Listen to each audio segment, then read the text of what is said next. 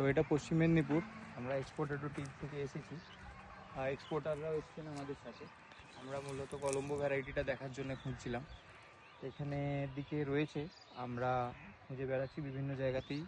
তার মধ্যে যেগুলো 90 দিন প্লাস হয়ে গেছে, জ্যোতি, কলম্বো, এই সমস্ত ভ্যারাইটিগুলো যেগুলো ম্যাচিওর ভ্যারাইটি হয়, পোকরাজ বাদ দিয়ে, তো এইগুলো আমরা এক্সপোর্টের জন্য বিভিন্ন জায়গায় খোঁজাখুঁজি করছি। তো তার মধ্যে এই ধরনের কলম্বো আমাদের কাছে খোঁজ আছে।